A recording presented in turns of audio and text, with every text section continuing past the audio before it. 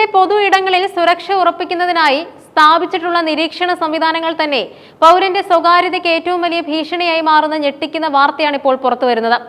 കേരള സംസ്ഥാന ചലച്ചിത്ര വികസന കോർപ്പറേഷന്റെ ഉടമസ്ഥതയിലുള്ള തിയേറ്ററുകൾക്കുള്ളിലെ CCTV ദൃശ്യങ്ങൾ വ്യാപകമായി ചോരുകയും അവ അശ്ലീല ഉള്ളടക്കമായി ടെലഗ്രാം, എക്സ് പോലുള്ള സമൂഹ മാധ്യമ പ്ലാറ്റ്ഫോമുകളിലൂടെ പോൺ സൈറ്റുകളിലും പ്രചരിക്കപ്പെടുകയും ചെയ്യുന്നുവെന്ന വെളിപ്പെടുത്തൽ സംസ്ഥാനത്തെ ഞെട്ടിച്ചിരിക്കുകയാണ്.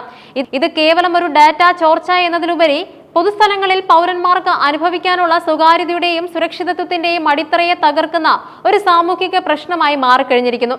ചോർന്നുപോയ ദൃശ്യങ്ങളിൽ ഏറ്റവും കൂടുതൽ കാണപ്പെടുന്നത് തിയേറ്ററിനുള്ളിലെ ഇരിപ്പിടങ്ങളിൽ ഇരിക്കുന്ന കമിതാക്കളുടെ രംഗങ്ങളാണ്. ഈ ദൃശ്യങ്ങൾ യാതൊരുവിധ ധാർമ്മിക പരിഗണനകളോ നിയമപരമായ മുന്നറിയിപ്പുകളോ ഇല്ലാതെയാണ് പ്രചരിക്കപ്പെടുന്നത്.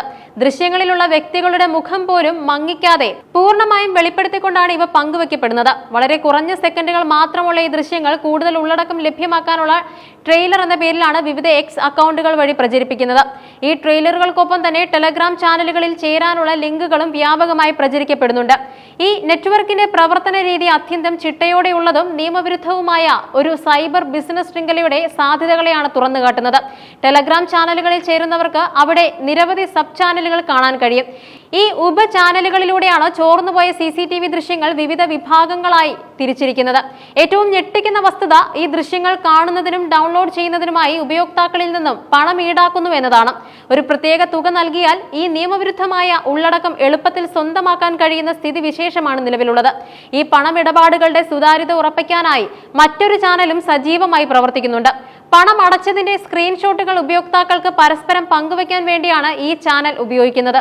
ഇത് സൂചിപ്പിക്കുന്നത് ഈ നിയമവിരുദ്ധ പ്രവർത്തനം ഒരു ഒറ്റപ്പെട്ട സംഭവമല്ലെന്നും മറിച്ച് സംഘടിതമായ സാമ്പത്തിക ലാഭം ലക്ഷ്യമിട്ടുള്ള ഒരു വലിയ ശൃംഖലയാണ് ഇതിന് പിന്നിൽ പ്രവർത്തിക്കുന്നത് എന്നുമാണ്. പുറത്തുവന്ന ദൃശ്യങ്ങൾ KSFDCയുടെ ഉടമസ്ഥതയിലുള്ള തിയേറ്ററുകളിൽ നിന്നുള്ളവയാണെന്ന് വ്യക്തമാക്കുന്ന നിരവധി തെളിവുകൾ റിപ്പോർട്ടിൽ എടുത്തു പറയുന്നുണ്ട്. തിയേറ്ററിലെ സീറ്റുകളിൽ KSFDCയുടെ ലോഗോ കൃത്യമായി പതിഞ്ഞിരിക്കുന്നത് ദൃശ്യങ്ങളിൽ കാണാം. കൂടാതെ ചില വീഡിയോ ക്ലിപ്പുകളിൽ കൈരളി L3 എന്ന വാട്ടർമാർക്കും മറ്റു ചിലതിൽ Shri BR entrance, Nila BL entrance തുടങ്ങിയ തിയേറ്ററുകളുടെ പ്രത്യേക സൂചകങ്ങളും വ്യക്തമാണ്.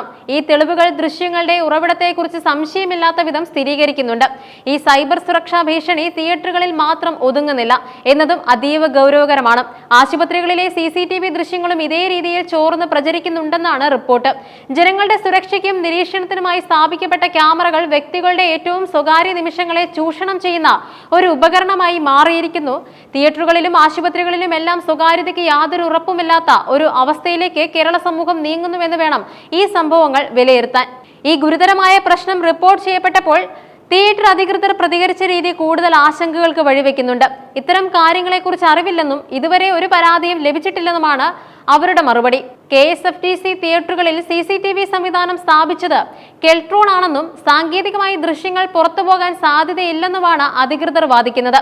എന്നാൽ വ്യക്തമായ തെളിവുകളോടെ ദൃശ്യങ്ങൾ സമൂഹ മാധ്യമങ്ങളിൽ പ്രചരിക്കുമ്പോൾ അറിവില്ല എന്ന നിലപാട് ഒട്ടും തൃപ്തികരമല്ല. ഇന്ത്യൻ നിയമവ്യവസ്ഥ അനുസരിച്ച് ഒരു വ്യക്തിയുടെ അനുമതിയില്ലാതെ സ്വകാര്യ ദൃശ്യങ്ങൾ പകർത്തി പ്രചരിപ്പിക്കുന്നത് വിവരാവകാശ സംരക്ഷണത്തിന്റെയും ഇൻഫർമേഷൻ ടെക്നോളജി നിയമത്തിന്റെയും ഗുരുതരമായ ലംഘനമാണ്.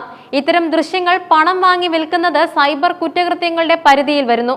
KSFDC, കെൽട്രോൺ എന്നീ സ്ഥാപനങ്ങളുടെ ഡാറ്റാ സുരക്ഷാ പ്രോട്ടോകോളുകൾ എത്രത്തോളം ശക്തമായിരുന്നുവെന്ന് കണ്ടെത്താൻ സംസ്ഥാന പോലീസ് സൈബർ സെൽ അടിയന്തരമായ അന്വേഷണം പ്രഖ്യാപിക്കണം.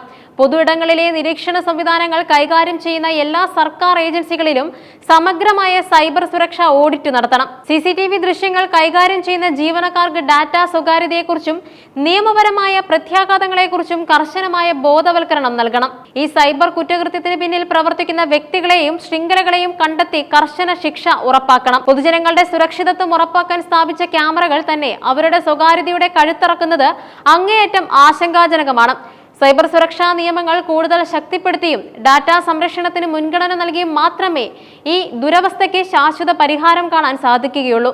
ഇത് കേരള സമൂഹത്തിന്റെ കൂട്ടായ ശ്രദ്ധയും ഉണർവും ആവശ്യപ്പെടുന്ന ഒരു നിർണായക വിഷയമാണ്.